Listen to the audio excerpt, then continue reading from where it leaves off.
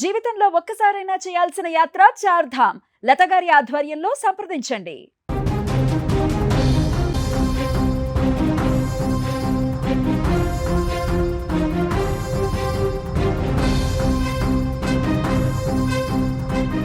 ఒక చిన్నారికి పిన్ని అంటే అమ్మతో సమానం. కంటికి రెప్పలా కాపాడుకోవాల్సిన ఆ బంధం అమానవీయమైన అసూయతో రక్తం చిందించింది. తాత తన మనవడిపై చూపిస్తున్న ప్రేమను భరించలేని ఒక కసాయి పిన్ని ఆ పసివాడి ప్రాణాలు తీసేందుకు పదే పదే ప్రయత్నించి చివరకు దారుణానికి ఒడిగట్టింది. చాక్లెట్ ఆశ చూపి ఆ 4 ఏళ్ల బాలుడి గొంతులోకి యాసిడ్ పోసి కిరాతకానికి పాల్పడింది. మేడ్చల్ మల్కాజిగిరి జిల్లా మేడిపల్లి పోలీస్ స్టేషన్ పరిధిలోని బోడుప్పల్ శ్రీనివాస కాలనీలో ఈ విషాదం చోటు చేసుకుంది. పర్వతం సతీష్ కుమార్, అంజమ్మ దంపతులకు 2 కుమారులు నాగరాజు, జగదీష్. అందరూ కలిసి ఒకే ఇంట్లో ఉమ్మడి కుటుంబంగా నివసిస్తున్నారు. అయితే 4 సంవత్సరాల వయసున్న సతీష్ కుమార్ తన పెద్ద కుమారును ఎంతో అపురూపంగా చూసుకునేవారు. తన చేతిపై ఆ చిన్నారి పేరును పచ్చబొట్టు మరీ వేయించుకున్నాడు. ఈ ప్రేమను చిన్న కోడలు మంజుల ఏమాత్రం జీర్ణించుకోలేకపోయింది. తన కొడుకును తాత పట్టించుకోవడం లేదన్న ఆవేదన తోడి కోడలి కుమారుడిపై తీవ్రమైన అసూయగా మారిపోయింది. చాక్లెట్ ఇస్తానని నమ్మబలికించి చిన్న పిల్లవాడని కూడా చూడకుండా కిచెన్లోకి తీసుకెళ్ళింది. జ్యూస్ పేరుతో యాసిడ్ తాగించింది. యాసిడ్ తాగిన వెంటనే చిన్నారి అస్వస్థతకు గురయ్యాడు. వెంటనే ఆందోళన చెందిన తల్లిదండ్రులు అతన్ని ప్రైవేట్ హాస్పిటల్కు తరలించారు. పరీక్షించిన వైద్యులు ఆ చిన్నారి యాసిడ్ తాగాడని ధృవీకరించడంతో కుటుంబ సభ్యులు ఒక్కసారిగా షాక్కు గురయ్యారు. బుధవారం రాత్రి బాలుడి తల్లి మేడిపల్లి పోలీసులకు ఫిర్యాదు చేసింది. మంజుల చేసిన ఈ దురాగతంపై పోలీసులు కేసు నమోదు చేశారు. ప్రస్తుతం చిన్నారికి చికిత్స అందుతోంది. అసూయతో ఒక పసివాడిని బలి తీసుకోవాలని చూసిన మంజుల తీరుపై ఇప్పుడు స్థానికులు ఆగ్రహం వ్యక్తం చేస్తున్నారు. జ్యూస్ నీకు జ్యూస్ తాగిపిస్తా, బాబాయ్ తెచ్చిండు జ్యూస్ తాగిపిస్తా అని చెప్పేసి ఇక్కడ పట్టుకొని ఇట్లా లాక్కుంటూ గట్టిగా కోపంగా పెట్టి మొహం లాక్కుంటూ వెళ్ళింది కిచెన్ రూమ్లోకి వెళ్ళి గ్లాస్లో పోసి యాసిడ్ గొంతులో పోసింది. ఇట్లా అనమందంట. అయితే నా కొడుకు ఇట్లా అన్నాడంట. అనగానే అట్లా గొంతులో పోసేసి వాడికి మంట పుట్టి మంట అనుకుంటూ వచ్చి చెప్తున్నాడు, అమ్మ మంట పుడుతుంది అంటే ఆమె వెనకాల యాసిడ్ బాటిల్ పట్టుకొని లెఫ్ట్ హ్యాండ్లో ఇట్లా ఉరుక్కుంటూ వచ్చి చెప్పింది, యాసిడ్ తాగిండు కార్తీక్ అని చెప్పంగానే మేము షాక్ అయిపోయి అలా ఉంటే మా కార్తీక్ ఏమో కాదు పిన్నియే తాగిపించిందని అన్నాడు. అని అంటే కాదు అబద్ధం ఎందుకు చెప్తున్నావు కార్తీక్ అని చెప్పేసి నా కొడుకు మీద గట్టిగా అరుస్తుంది. అయితే మా అత్తమ్మ చూసి అసలు ఏం జరిగింది ఏంటి అని అడిగితే మా కార్తీక్ నిదానంగా అన్ని చెప్తున్నాడు, ఇట్లా తీసుకొచ్చింది ఇట్లా పోసిందని అంటే అబద్ధం చెప్పొద్దు, నేను పోయిలే, నేను ఇక్కడ లేను, నేను రూమ్లో ఉన్నా అని చెప్పేసి ఏదేదో సమాధానం చెప్తుంది. సరేలే ఏదైతే అదైందని ఫస్ట్ హాస్పిటల్కి ఎత్తపోతే డాక్టర్లు చూసి ఏంటి చిన్న పిల్లగాడు ఇట్లా చేసిండ్రు ఏంటి, యాసిడ్ తాగడం ఏంటి, ఈ కేసు మేము ఫస్ట్ టైం చూడడం అసలు అని చెప్పేసి ఆ డాక్టర్లు కూడా ఎమ్మటెమ్మటే ట్రీట్మెంట్ గట్టే చేద్దాం అని చెప్పేసి చేసిండ్రు. తాగిందని కన్ఫర్మ్ అయింది, ఐసీయూలో ఉంచిండ్రు. పైగుళ్ళు డ్యామేజ్ అయినాయి లోపల మొత్తం. ఫుడ్ గట్ట పెట్టకూడదు, ఓన్లీ లిక్విడ్సే పోయాలని చెప్పిండ్రు వాళ్ళు. సరేలే అని చెప్పేసి మేము ఉన్నాం. 4 రోజులు ఐసీయూలో ఉంచిండ్రు. 4 రోజులు నా కొడుకు అసలు దారుణం అండి. 4 రోజుల దాకా ఫుడ్ లేదు, నీళ్ళు లేదు. నా అమ్మ నాకు దప్పకైతే అమ్మ నాకు కొన్ని వాటర్ కావాలని 100 సార్లు అడిగితే కొన్ని వాటర్ తాగిపించాడు. వాటర్ కోసం 100 సార్లు అడిగింది. తర్వాత వాటర్ తాగిపించిన తర్వాత డాక్టర్లు చూసి సీరియస్గా ఉండండి, కొన్ని మందులు ఇస్తాం, జాగ్రత్త వాడుకోవాలని చెప్పేసి అన్నారు.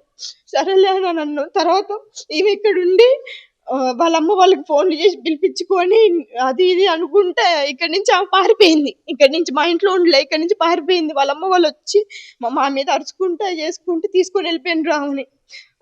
నా కొడుకు అక్కడ ఐసీయూలో ఉన్నారు. మేమందరం చాలా బాధపడ్డామండి. కావాలంటే దానికి సంబంధించిన సీసీ ఫుటేజ్ రికార్డింగ్లు అవన్నీ ఉన్నాయి, మీరు చూసి నా కొడుకు ఖచ్చితంగా న్యాయం చేయాలి. నిజంగా సమాజం ఎటుపోతుంది? తల్లి తర్వాత తల్లి చిన్న తల్లి అంటారు, అంటే పిన్నిని. ఒకవేళ తల్లి స్థానంలో ఆ పిన్ని ఉంటే తల్లితో సమానంగా పిల్లల్ని చూసుకోవాలనేది మనం ఇప్పటివరకు కూడా మన దేశ కుటుంబ వ్యవస్థలో మనం చూస్తూ ఉన్నాం. కానీ ఇలాంటి ఇన్సిడెంట్స్ చూస్తున్నప్పుడు, ఇలాంటి సంఘటనల గురించి వార్తలు చెబుతున్నప్పుడు, వార్తలు చూస్తూ వింటున్నప్పుడు నిజంగా ఇలాంటి వాళ్ళు కూడా ఇంకా మన మధ్య ఈ సమాజంలో ఉన్నారా?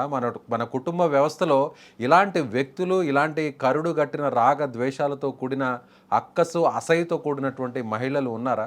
నిజంగా పసిపిల్లలు, 4 సంవత్సరాల బాలుడంటే శత్రువులకి ప్రత్యర్థులకు ఎంతో పగ కక్షలు కార్పణ్యాలు ఉన్నాయి, హత్యలు చేసుకున్నటువంటి ప్రత్యర్థి కుటుంబాలు సైతం పిల్లల జోలికి ఎవరు వెళ్ళరంటారు. కానీ సొంత చిన్నమ్మే ఈ విధంగా తోడుకోడలు కొడుకు మీద తన మామ ఎక్కువ ప్రేమ చూపిస్తున్నాడు, తన బిడ్డ కంటే కూడా ఎక్కువ ప్రేమ చూపిస్తున్నాడు అనేటువంటి ఒక అసూయతో ఇంత దారుణానికి ఒడికట్టిందంటే చిన్నపిల్లాడని కూడా చూడకుండా ఏదో కోపం ఉందో లేకపోతే అసహ్య అక్కసో ఉండడం సహజం. ఏదో ఒక చిన్న మాట అనడమో లేదంటే వాళ్ళని సరిగా ప్రేమ చూపించకపోవడమో లేదంటే దూరం పెట్టడమో ఇలాంటి అప్పుడప్పుడు అక్కడక్కడ చూస్తుంటాం కొన్ని కుటుంబాల్లో. కానీ ఆ చిన్న పిల్లవాడికి యాసిడ్ బాటిల్ తీసుకొచ్చి నోట్లో చాక్లెట్ తినిపిస్తాను అని చెప్పని నోట్లో యాసిడ్ పోసిందంటే నిజంగా ఇలాంటి వాళ్ళని ఏం చేయాలి? ఇలాంటి వాళ్ళు మన మధ్య ఇంకా మన కుటుంబ వ్యవస్థలో ఉన్నారు అనంటే నిజంగా వీళ్ళు మహిళలేనా? ఆమె కూడా ఒక తల్లే. అదే ఒక తల్లిగా తన బిడ్డకి ఇలాంటి దారుణం జరిగితే ఎవరైనా ప్రత్యర్థులు పరాయి వాళ్ళు శత్రువులు ఈ దారుణానికి ఒడిగడితే ఆ తల్లిగా ఆమెకి ఎంత మనసు విలువెల్లాడిపోతుంది? ఆమెకి ఎలా చేతులు వచ్చాయో అసలు ఇప్పటికి కూడా అర్థం కాని పరిస్థితి.